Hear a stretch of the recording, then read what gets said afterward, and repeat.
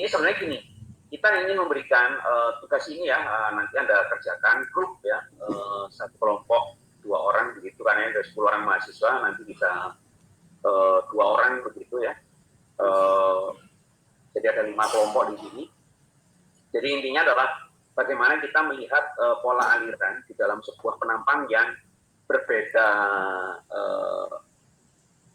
luasan ya, atau ketinggian dalam hal ini ya, di sisi inlet dan outletnya. Dan yang membedakan antara kedua gambar ini adalah yang satu di sini adalah bentuknya tangga yang sangat tajam, ada tagihannya begitu. Yang ini adalah ronde. Ya, nah, jadi ada 2 bentuk yang berbeda. Nah, dari sini kita ingin melihat sejauh mana perilaku aliran ketika melewati laluan yang semacam ini. Ini sebetulnya hanya latihan dasar sebetulnya ya. Jadi kita belum bicara terkait dengan nanti kalau mau diimplementasikan ke real problem yang terkait dengan misalkan terkait dengan renewable energy dan sebagainya. Jadi ini memang betul-betul hanya untuk memberikan gambaran pada Anda bagaimana yang ada di depan Anda ini adalah geometry setup dan boundary condition. Ya, geometry setup dan boundary condition, di mana dari geometry setup dan boundary condition ini diharapkan kita bisa mengidentifikasi 2 hal nanti.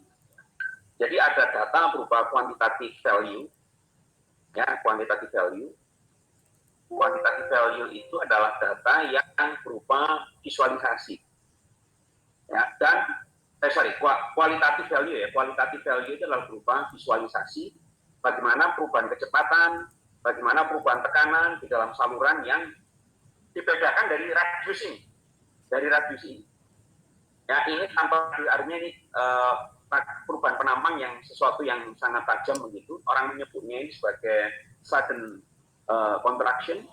Kalau ini adalah bukan sudden ya, gradual enlargement. Ya, gradual contraction. Jadi yang ada kelengkungan seperti ini. Ya. Nah, gambar yang disampaikan di sini adalah domain simulasi, di mana ada inlet, ada outlet. Jadi aliran itu akan memasuki di sisi inlet dan keluar di sisi outlet. Kemudian di sini ada dinding bawah dan dinding atas. Jadi bentuk dinding bawah dan dinding atasnya adalah di kedua kasus ini yang membedakan hanya di dinding bawah. Ya. Nah, dari sini nanti kita akan melihat secara visual seperti apa perilaku aliran kita. Nah, ini sebetulnya nanti tugasnya seperti ini ya. Jadi ini adalah numerical simulation scheme-nya itu, bahwa aliran di depan itu adalah steady. Nah, seperti ingat kemarin ya, bahwa steady itu adalah perilaku aliran di mana tidak berubah terhadap waktu. Kemudian alirannya incompressible. Aliran incompressible ini kaitannya dengan kecepatan aliran yang kurang dari 100 meter per detik. Ya, jadi di sini density-nya konstan. Ini adalah aliran incompressible. Kemudian aliran uniform di sisi inlet. Jadi aliran di sisi inlet saja uniform, di sisi outlet-nya tidak demikian. Nah, ini adalah kondisi yang akan harus dipenuhi ketika kita melakukan simulasi dengan boundary condition atau domain simulasi. Ya, jadi yang digambar tadi sekali lagi ini adalah domain simulasi, di mana domain simulasi ini ada inlet, ada outlet, dan ada di bawah, di atas. Ini adalah domain simulasi. Ya, sebetulnya orang menyebutnya adalah geometry setup. Jadi inilah kita membuat setup geometri dari laluan yang berbeda penampang di sisi inlet dan outlet. Ya, tetapi ketika kita sudah mendefinisikan ini namanya boundary condition atau kondisi batas inlet, kondisi batas outlet, ketentuan terkait ini definisinya adalah velocity inlet, di sini adalah outflow, itu adalah terminologi yang ada di software ANSYS Fluent yang kemarin Anda install. Ya, nanti kalau di software yang lain akan berbeda term yang digunakan. Misalkan di software CFX ya, CFX sebetulnya sudah dibeli oleh ANSYS Fluent ya, tapi terminologinya akan berbeda, tetapi secara fisik ya, secara arti fisiknya sama. Ya. Oke. Nah, kemudian di sini kita nanti akan memilih namanya turbulent viscous model. Turbulent viscous model ini ada yang kita sebut sebagai Smart Almaraz. Smart Almaraz ini orangnya punya one equation. Kemudian ada Epsilon ada 3, Epsilon standar, Epsilon RNG, RNG ini singkatannya renormalization group, kemudian coefficient realizable. Ini yang kemarin sempat kita diskusikan terkait dengan case airfoil. Kemudian juga ada Q omega standar dan Q omega shear stress transport. Jadi yang 5 ini 1, 2, 3 ini adalah kelompok two equation, yang ini juga two equation. Kalau yang pertama hanya one equation. Oke, kemudian di sini ada pressure velocity coupling digunakan adalah simplex, kemudian semua parameter pressure velocity coupling yang diberikan dalam bentuk second order, kemudian kriteria iteration convergence-nya 10 pangkatnya. Kemudian semua dimensi dinyatakan dengan ketinggian dalam H. Artinya ini nanti akan menjadi bentuk tak berdimensi. Ya, semua dinyatakan dalam H. Kemudian ini tadi sudah disampaikan kondisi sisi inlet, velocity inlet, sisi outlet outflow. Ya. Kecepatan aliran pada sisi inlet 1 meter per second dan 10 meter per second. Jadi kita akan memvariasikan dua kecepatan saja, 1 dan 10. Ya, 1 dan 10. Dan usahakan aliran adalah turbulen. Nah, jadi ketika kita bicara sudah begini nih, aliran turbulensi ini sebetulnya tergantung komponen tadi. Ya, jadi kalau kita melihat terminologi aliran turbulen, jadi ini nanti RE Rho B H per, jika alirannya adalah udara, ya, jika ini adalah alirannya adalah udara, ya, maka rho itu kira-kira 1,23 kg per meter kubik, viskositasnya 1,8 kali 10 pangkat 5 kg meter. Nah, maka di sini nanti ketika kecepatannya adalah 1 meter per detik atau V-nya 10 meter per detik, ya, maka ini adalah tergantung dari H, ya, dengan ketentuan, ya, bahwa REH turbulen itu harus lebih dari 4.000. Nah, kira-kira demikian. Jadi nanti kalau Anda isi di sini adalah 4.000, ya, di sini 1,23 dikalikan kecepatannya misalkan 1 meter per detik dikalikan H dibagi dengan 1,8 kali 10 pangkat 5. Nah, sehingga di sini Anda nanti bisa menghitung hanya berapa. Oke, nah, dengan Anda tahu posisi H itu Anda inputkan, maka kalau maka di sini kita akan bisa mendefinisikan bahwa aliran itu adalah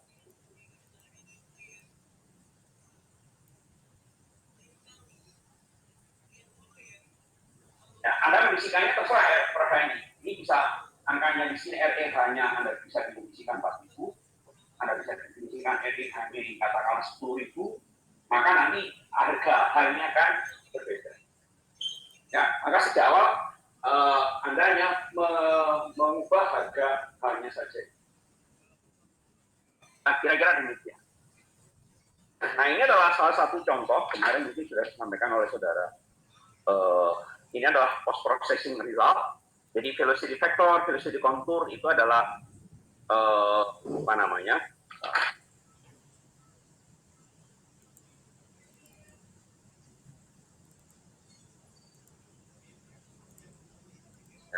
Blok.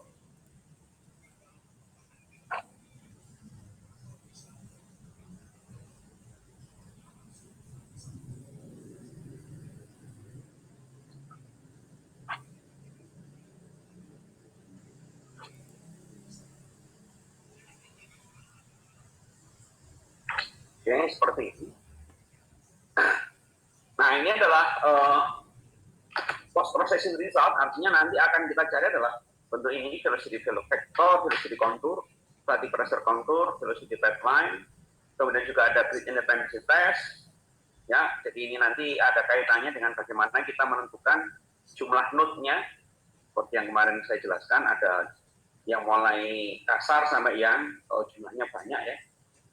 Nah, kemudian Anda berikan komen dari 6 variasi, ya, dengan free turbulent khusus model dan two velocity inlet. Jadi ini yang nanti akan Anda kerjakan dengan grup tadi, ya, dengan Anda berdua tadi, ya. Nah, ini adalah bentuk meshing, ya. Jadi kalau Anda lihat, ini adalah bentuk meshing yang unstructured mesh.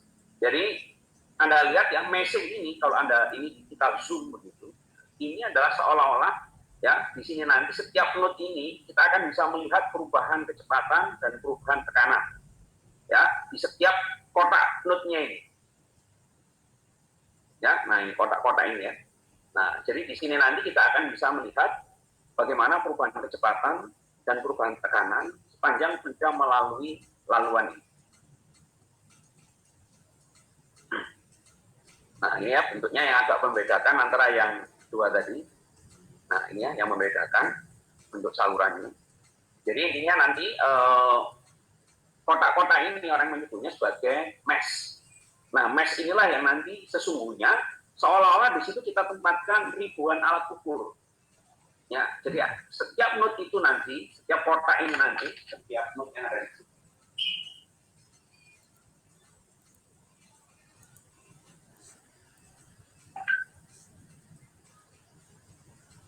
Misalkan ya, ini titiknya ya.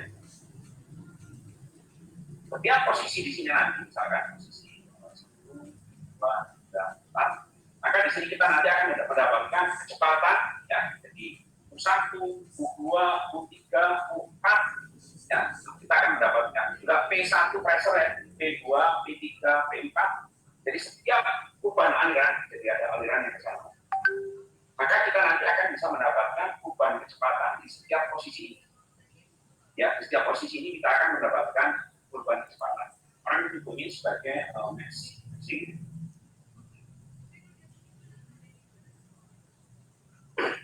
Nah, jadi setiap node yang ada di sini, ini adalah node yang akan bisa sebut A, B, C, D. Jadi angka 1, 2, A, B ini adalah node. Di mana di setiap node ini nanti akan menunjukkan perubahan pola aliran yang dinyatakan dengan kecepatan atau tekanan. Nah, dari kecepatan tekanan nanti kita bisa olah sebetulnya terkait dengan misalkan pressure drop dan sebagainya. Nah, intinya seperti itu. Ya. Nah, ini contoh yang sudah berhasil gitu ya. Nanti akan saya berikan saya koordinasikan dengan Lutfi. Nah, ini contoh ya. Jadi Anda bisa lihat contoh di sini adalah nah ini adalah velocity profile, kecepatan aliran. Yang ini seolah-olah masih uniform, kemudian ini sudah mengalami perubahan bentuk kecepatannya. Ya. Nah, jadi di sini Anda bisa melihat adanya aliran yang berpusar. Jadi kalau bagian ini kita lihat bagian ini dan bagian ini kita zoom ya, kita lihat. Nah, ini adanya pusaran. Ini adanya pusaran. Nah, pusaran ini mengindikasikan adanya kerugian aliran. Yang adanya kerugian aliran. Jadi di sini ada aliran primer dan aliran yang sekunder. Ya, jadi ada aliran primer dan aliran yang sekunder.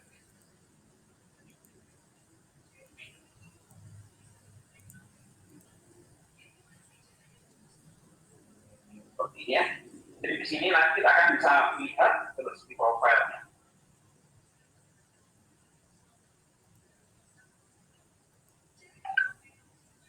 Nah, nanti di sini kita akan melihat di sini ada pusaran dan di sini juga ada pusaran. Nah, sesungguhnya kecepatan aliran yang ada di sini, ya, karena dia penampangnya mengecil, maka kecepatannya jadi semakin tinggi, vektornya lebih besar. Nah, di daerah yang ini, ya, nah ini kita sebut sebagai aliran atau kita sebut sebagai recirculation zone, recirculation zone.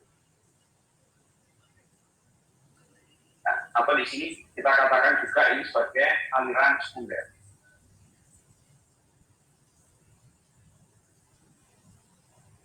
Aliran primernya adalah yang di sini. Ya, jadi ini adalah aliran primernya. Ya. Soalnya. Ini adalah aliran primernya, aliran primer.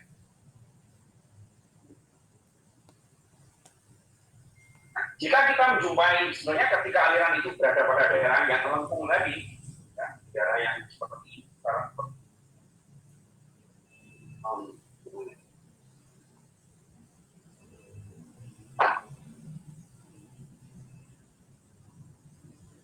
ya, jadi aliran yang ada di sini ya, misalkan ya. Sesungguhnya kecepatan aliran di sini itu ada sebagian yang di sini.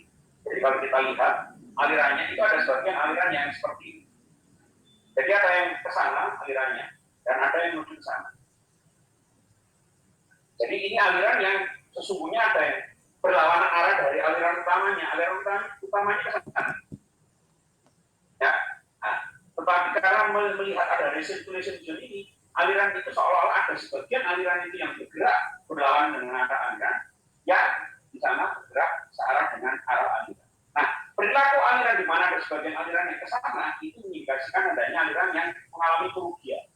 Ya, jadi pressure drop, orang bilang pressure loss atau pressure drop itu adalah indikator bahwa di situ ada perilaku aliran yang seperti ini.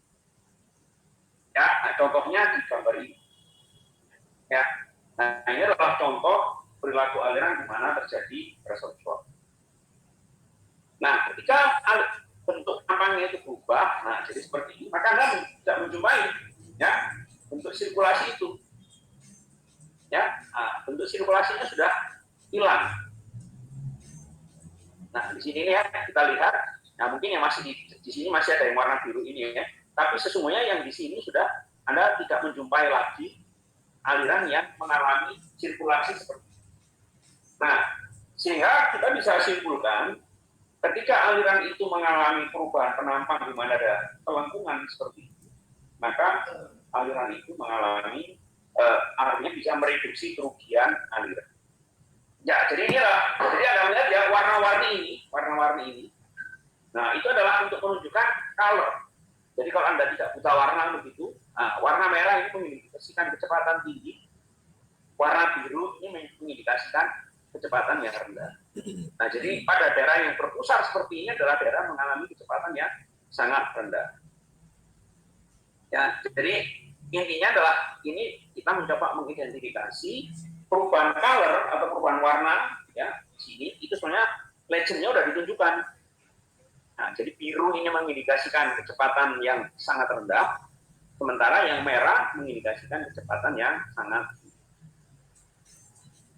Oke, sampai di sini ada yang ditanyakan dari diskusi yang tadi kemarin tunjukkan saudara Lutfi. Ada yang ditanyakan? Sudah mulai pening? Artinya kalau ada aliran sekunder ini sebenarnya ini yang dihindari ya Pak? Betul. Sehingga yang kita lakukan adalah memodifikasi bentuk laluan. Ya, jadi ketika aliran itu sebenarnya tidak suka dipaksa itu yang tiba-tiba penampangnya itu mengecil tiba-tiba seperti itu. Nah, kalaupun penampangnya mengecil, sebaiknya dibuat seperti ini, bikin rounded seperti ini. Berarti nah, Pak Wawan, ya kalau semakin mengecil ini berarti ada perubahan pressure juga. Ya, perubahan pressure juga ya, Pak Wawan. Ada perubahan pressure juga ya, Pak Wawan ya? Ya, ada perubahan pressure dan ini ya contohnya ini kebetulan vektor kecepatan ya Anda lihat ya. Jadi Anda lihat ini kecepatan yang ini ya, ini kan garis-garis ini menunjukkan misalkan katakanlah 1 cm itu adalah katakanlah kecepatannya 1 cm itu kalau ini kurangnya 1 cm misalkan 5 meter per detik ya. Nah, jadi misalkan katakanlah itu 3 cm atau berapa begitu. Nah, jadi ketika penampangnya ini mengalami pengecilan, maka kecepatannya lebih tinggi. Nah, di sini bekerja konservasi massa atau ya intinya mass flow rate ya. Mass flow rate-nya kan konstan in out-nya ini. Jadi kalau kita lihat misalkan density-nya tetap ya, berarti V1A1 sama dengan V2 kali A2. Nah, di sini ketika penampangnya mengalami pengecilan, maka kecepatannya akan menjadi semakin tinggi. Nah, ini adalah indikator, Anda bisa lihat di sini ya, vektor kecepatannya itu berubah sepanjang fluid itu mengalir. Nah, ini Anda bisa lihat ya. Nah, jadi yang kita sebut aliran utama atau orang ini punya primary flow atau aliran primer itulah seperti ini. Ya, tapi kalau dia mengalami gangguan tadi, ada aliran sekunder. Nah, ini adalah aliran sekunder. Ya, nah, jadi ada perbedaan ya, perbedaan perilaku aliran. Nah, sesungguhnya yang demikian ini bisa diidentifikasi oleh pemodelan numerik. Ya, nah kalau kita mengukur menggunakan eksperimen ini nggak akan muncul informasi seperti ini. Ya, nah jadi ini adalah salah satu tool yang kita pakai untuk mengidentifikasi bagaimana pola aliran di dalam laluan yang mengalami ini kebetulan case-nya dalam case 2 dimensi. Ya, nanti kalau case 3 dimensi akan lebih kompleks lagi. Kira-kira begitu. Oke, sampai di sini ada yang ditanya, Kak? Kalau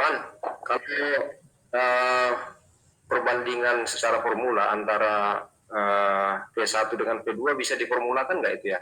Tadi kan ini ada dua wadah, yang pertama P1A1, P2A2, itu berbanding lurus dengan P1P2 nggak ya Pak? Ya, ini artinya kalau ini ada penampalan. Misalkan ini adalah kondisi 1, ini kondisi 2. Ya, anggap saja ini A1, ini adalah A2. Nah, ketika aliran memasuki laluan seperti ini akan berlaku bahwa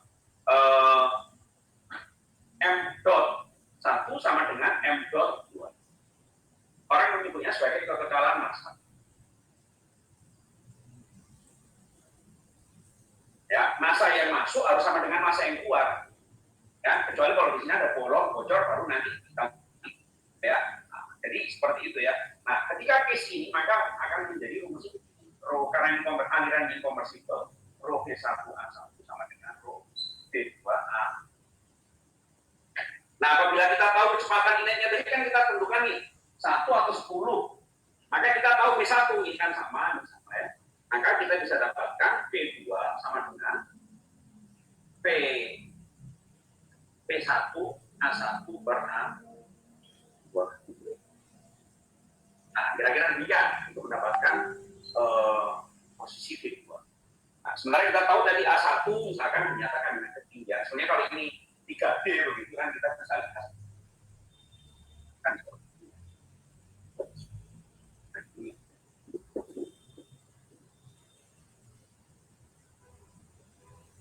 Kira-kira begitu ya.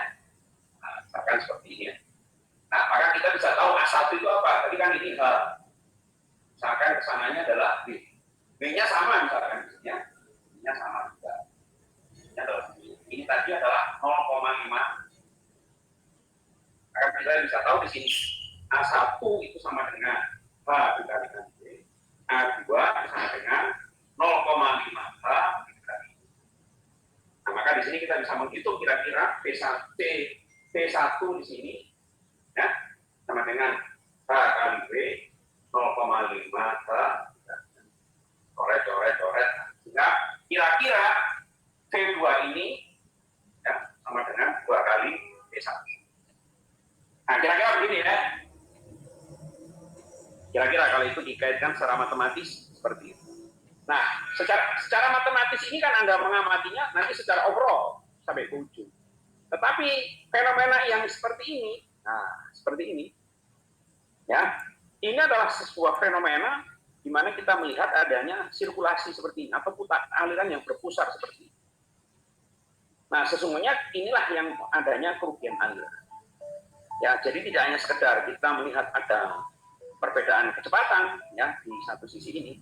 Nah, justru di daerah ini ada aliran yang dalam tanda petik itu ada aliran yang berlawanan arah dari yang aliran utamanya. Jadi aliran utamanya ke sana, ketika ada sirkulasi itu ada sebagian aliran yang melawan ini. Nah, melawan arah aliran utama. Nah, inilah justru yang mengindikasikan adanya kerugian aliran. Kira-kira begitu. Kira-kira fenomena fisiknya seperti itu. Oke, ada yang ditanya, Kak? Iya, Pak. Oke. Ya, izin tanya Pak. Ya, Pak, itu kalau di legend kan, kalau di legend warnanya itu kan nggak ada warna putih ya? Kita perjuangkan dulu. oh iya ini toh. Ini. Ya. Itu apa artinya berarti, Pak? Ya, ini sebetulnya ini anu aja sih sebetulnya ya. Mestinya ini warnanya biru. Biru ya, biru gelap Warnanya biru. Ya, ini warna biru gelap. Ya, ini sebenarnya hanya teknis ini kebetulan yang digambar di sini bukan kontur tapi kebetulan ini digambar adalah velocity pathline. Makanya di sini punya velocity vector, velocity pathline. Kalau ini kontur, ini warnanya biru. Kebetulan yang ini kontur, jadi warnanya biru. Ya, jadi yang membedakan ini kan, ini keliru ini.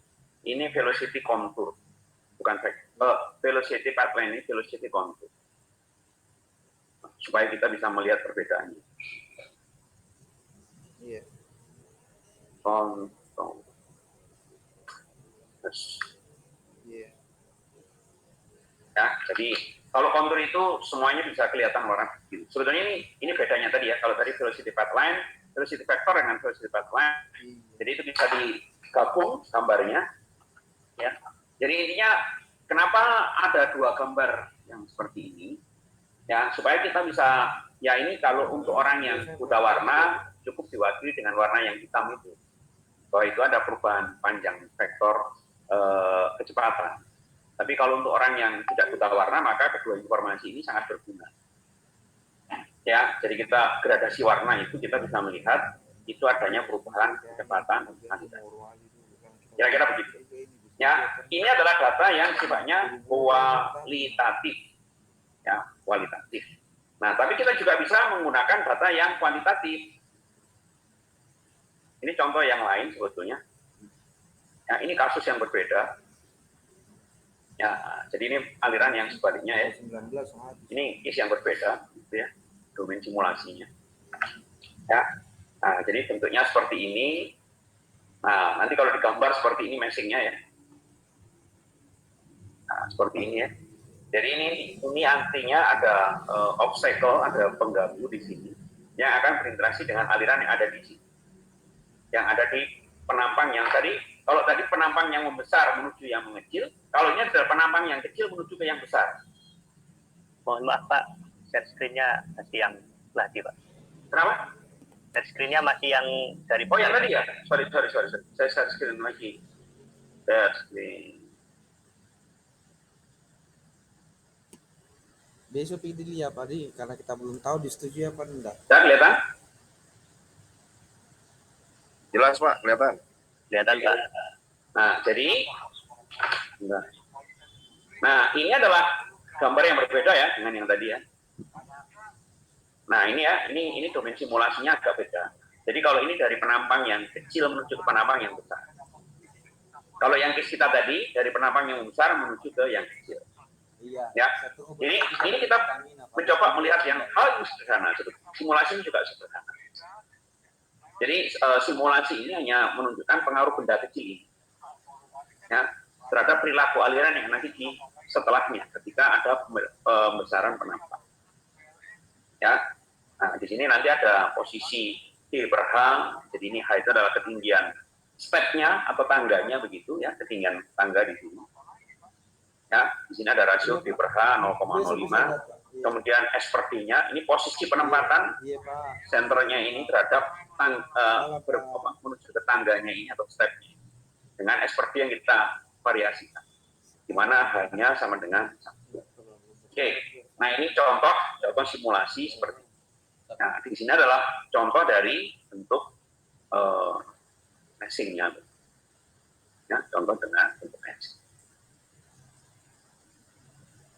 Nah, dari bentuk meshing ini sesungguhnya nanti kita bisa lihat. Nah, Anda bisa lihat ini perubahan color-nya ya. Perubahan color-nya ya. Yang ini tidak ada bentuk gangguan tadi. Ya, nggak ada bentuk gangguan. Sementara yang ini ada gangguan tadi. Nah, jadi Anda bisa melihat di sini bentuk perilaku alirannya sudah menunjukkan perbedaan. Ya, nah, jadi Anda lihat ya warna yang ada di sini mengalami perbedaan. Ya, bisa kelihatan ya, ada bedanya ya. Nah, ini kebetulan yang ditunjukkan adalah kecepatan aliran. Ya, nah, saya tunjukkan ini meter per detik. Ya.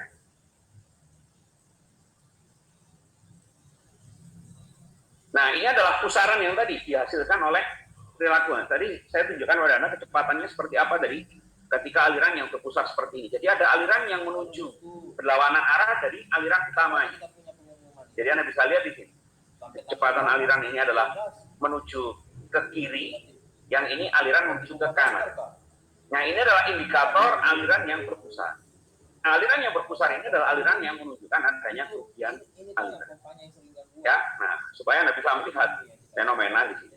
Nah, kemudian setelah pada posisi tertentu aliran itu beranjak normal kembali. Ya, sebenarnya ini tidak normal ya. Yang semula aliran-alirannya gini, aliran normal itu aliran sudah sepenuhnya menuju ke kanan. Sementara pada posisi di sini Anda lihat, ya, aliran ada yang sebagiannya masih menuju ke kiri. Nah, ya. Nah, ini adalah hasil dari quantitative value. Ini kita grafikkan. Ya, jadi ini saya tunjukkan. Ini ada eksperimental, hasil eksperimental yang kita ambil data. Yang ini adalah rectangular bump. Ini WO ini without rectangular bump. Jadi rectangular bump itu adalah bentuk ini tadi. Nah, ini adalah rectangular bump-nya. Nah, kita bandingkan ada menggunakan ini dan ada yang tidak menggunakan ini. Bagaimana pengaruh terhadap grafik tadi? Nah, ini adalah grafik Anda lihat, ya. Jadi ini adalah grafik mulai dari tangga. Jadi mulai dari stepnya ini. Aduh. Penerusan pertama mana tuh? Sudah nyata nggak sampai dia hebat toh?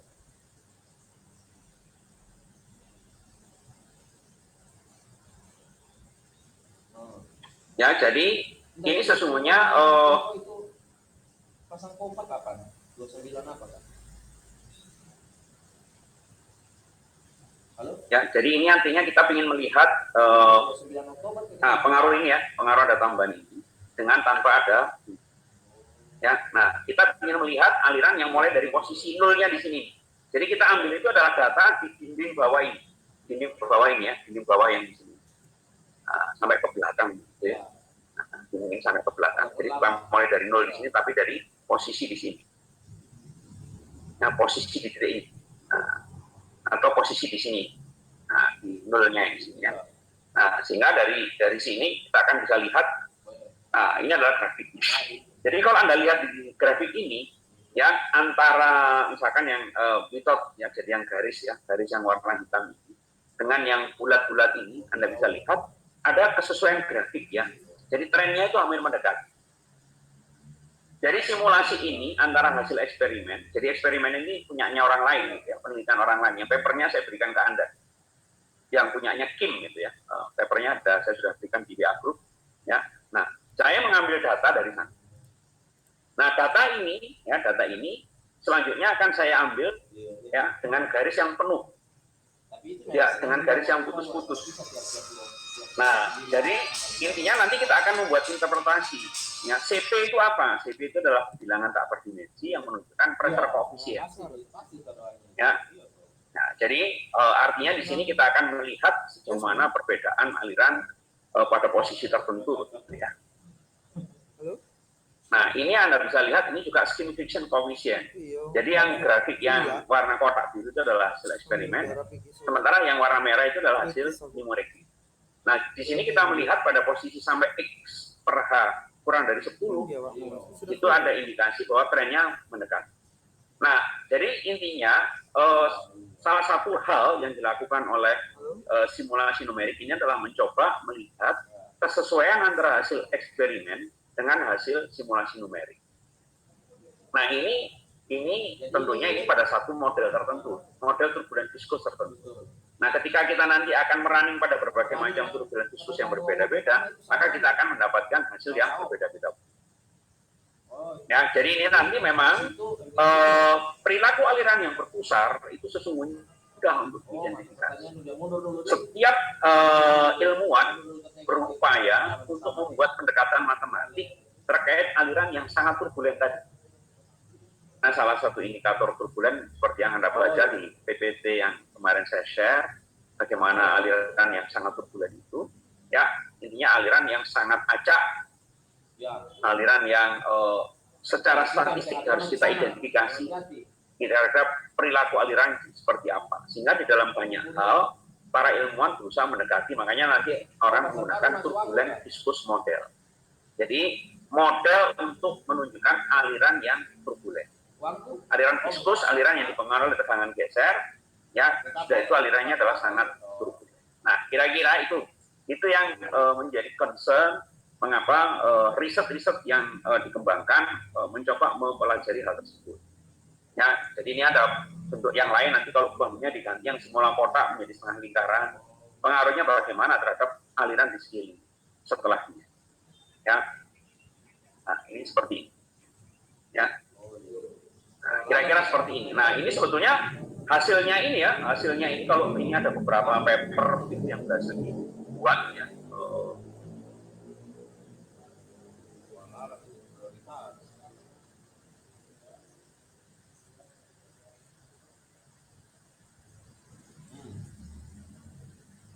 Ini yang sudah dikerjakan Saudara Lutfi ya, nanti akan saya tunjukkan pada Anda.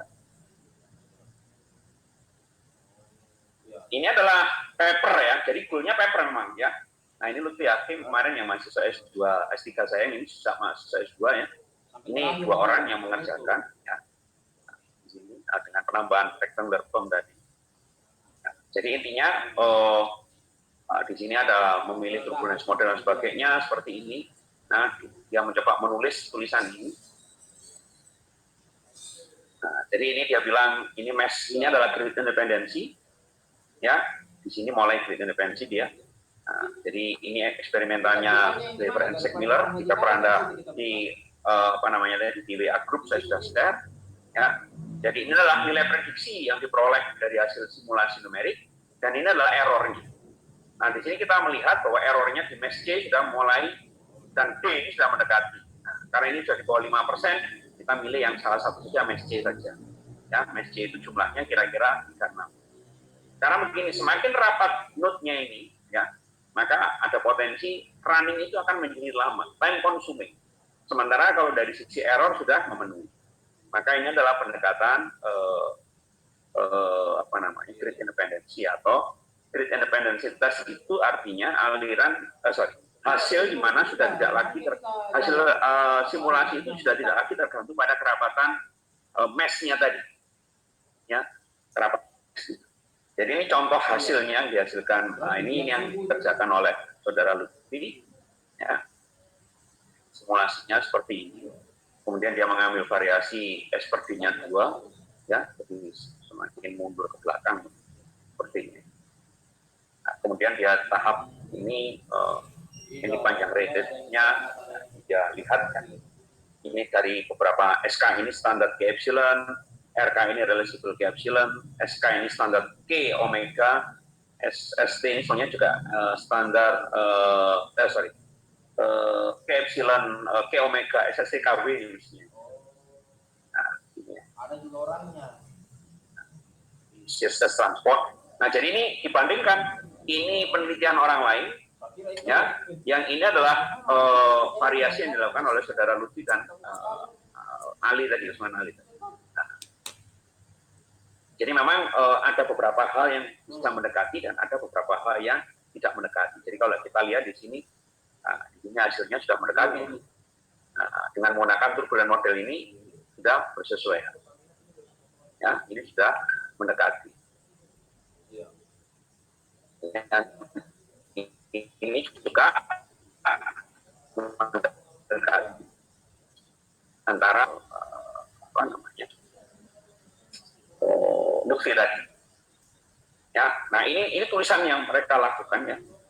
Dan termasuk grafiknya ini. Nah, jadi dia sudah membandingkan grafik yang dibandingkan dengan penelitian dari Driver and Miller ini dengan variasi yang mereka lakukan.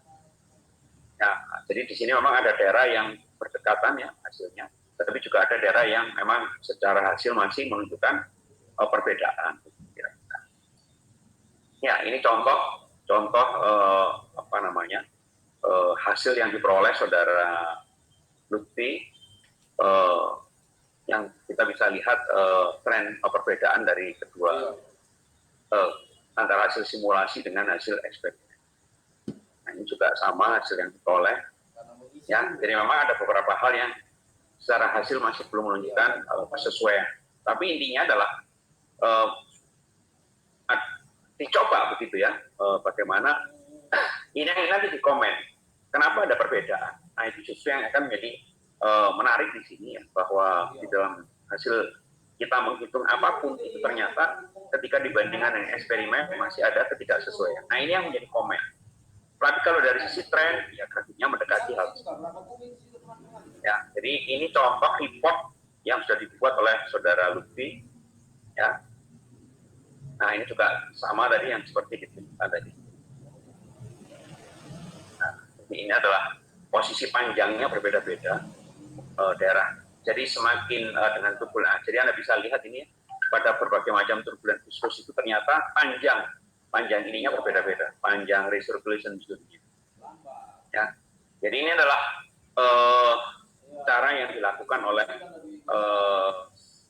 Saudara Lutfi untuk memberikan informasi pengaruh bom tadi yang kecil ini tadi terhadap perilaku aliran setelah lewat tangga atau step. Nah, ini orang nyebutnya sebagai backward facing step. Kalau yang kita tadi case yang Anda kerjakan adalah forward facing step. Oke, sampai di sini ada yang ditanyakan. Ya, jadi ini ya. Nah, jadi nanti contohnya ketika Anda membuat report, ya ini adalah report, ya report yang akan dibuat ini 10 halaman begitu untuk mendefinisikan hasil simulasi dengan hasil eksperimen. Oke, sampai di sini ada ditanyakan.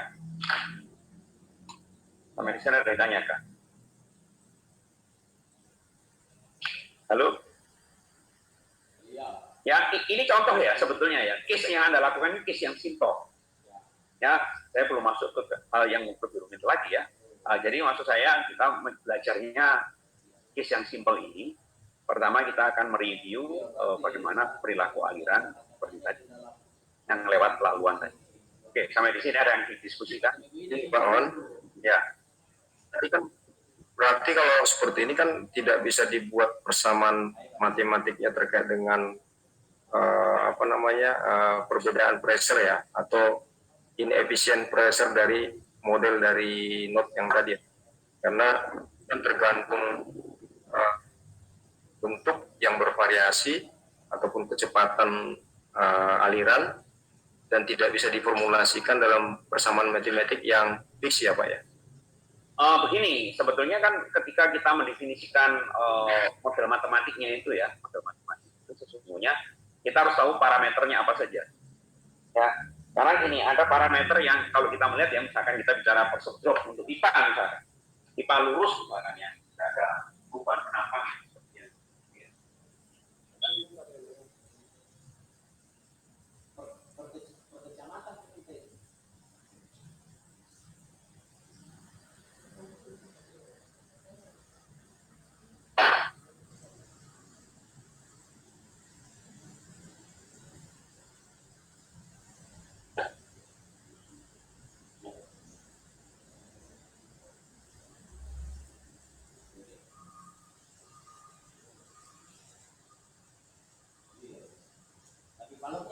Kalau terakhir di sini cuma di sini nih, di benteng, taruh pilar. Oke, misalkan ini ada laluan seperti ini ya, ada aliran melintasi pipa. Tapi kalau di Masuk ke dalam pipa kan, kita harus propernya mereka.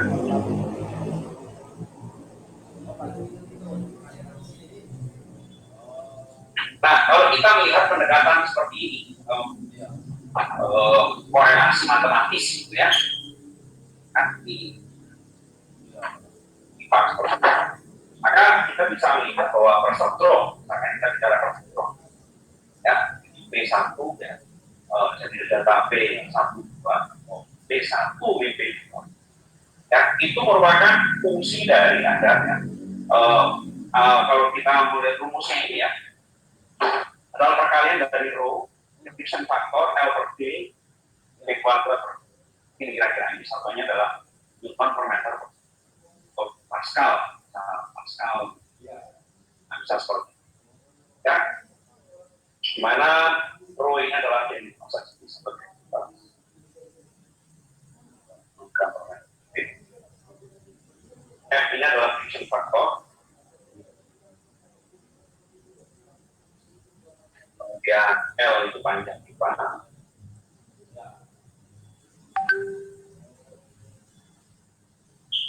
D ini adalah diameter pipa. Kalau ini tambah satuan. Kemudian di situ ada V ini kecepatan.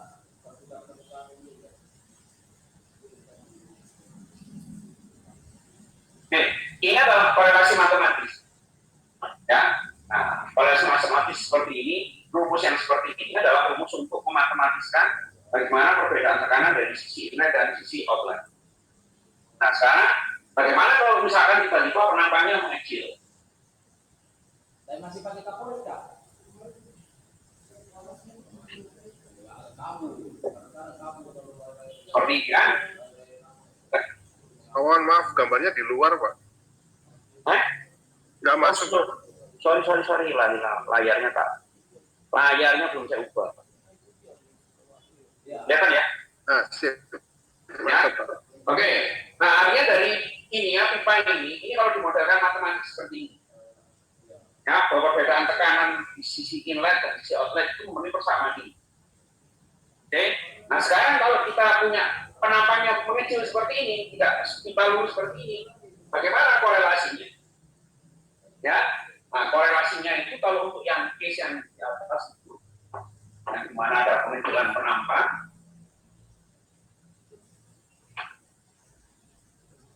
ya, di sebenarnya akan ada korelasi seperti ini. Nah, di sini ada LE per D, ada rho F, LE per D, E kuadrat per seperti itu. Jadi LE per D ini adalah ekivalen length. Yang tadi orang independennya Iqbal, Ya, contohnya juga meter. Sama, jadi membedakan dari ini LE, yang di sini adalah L. kan krisis baru. Oke. Nah, perilaku aliran yang di mana di sini ini ada perkalian kadang-kadang orang Indonesia begini. Delta P 12 rho dikalikan dengan K. Nah, kan begini. Ada K, jadi seolah-olah K itu identik dengan F, LE per seperti ini ya pendekatan. Nah, perilaku aliran yang berpusat seperti ini tadi di sini, kemudian ada aliran di sini. Ya, oke Pak. Nah, di situ ya ada pusaran di situ. Itu nanti dinyatakan dengan pola seperti ini. Oke, Pak. Ya, jadi ini adalah korelasi matematis yang sifatnya adalah makro effect. Yang ini adalah perilaku aliran yang sangat detail tadi, yang ketika dikorelasikan secara matematis jadi menjadi seperti ini. Ya, jadi ada persamaan di sini. Atau dinyatakan kan. Nah, nanti akan ada grafiknya, ada trennya begini. Ada grafik begini. Jadi di sini nanti ada harga K, ini adalah bilangan Reynolds. Nah, jadi artinya Reynolds itu di sini akan divariasikan terhadap kecepatan aliran. Trennya nanti bisa grafiknya seperti ini. Ya, misalkan seperti itu ya. Atau mungkin bisa jadi grafiknya trennya seperti ini. Nah, bisa jadi seperti ini. Saya kurang tahu, nanti kita lihat case-nya apa. Ya. Nah, jadi ini adalah contoh bahwa ini tidak single value kan ini, tapi merupakan fungsi dari kecepatan aliran. Jadi simulasi numerik tadi itu untuk menjabarkan bahwa ada perilaku aliran yang sangat detail di sebuah posisi tertentu yang bisa secara overall itu bisa digantikan dengan pendekatan K ya, atau dengan pendekatan F dikalikan LE per Q. Nah, ini pasti ada grafiknya. Setiap kasus di mana ada perubahan penampang atau misalkan ada belokan, misalkan oke seperti ini misalkan. Kalau seperti ini. Ini radiusnya ini diameter. Nah, ya. Nah, ini nanti pasti juga akan ada korelasinya. Bagaimana pengaruh R per D ini terhadap harga K atau harga FE LE per D. Nah, jadi seperti itu. Ya. Nah, nanti kalau misalkan dia lewat laluan valve misalkan. Valve bentuknya misalkan bentuknya adalah butterfly valve. Bagaimana perilaku aliran ini? Saya kasih contoh ya. Case yang terkait dengan butterfly valve. Ada di Linux besok. Mau dipakai apa?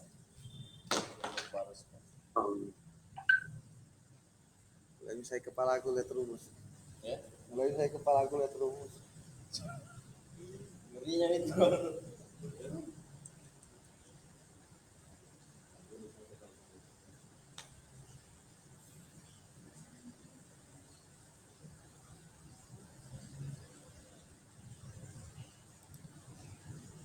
Rambut bisa rekam. Nanti pulang saya lihat lah.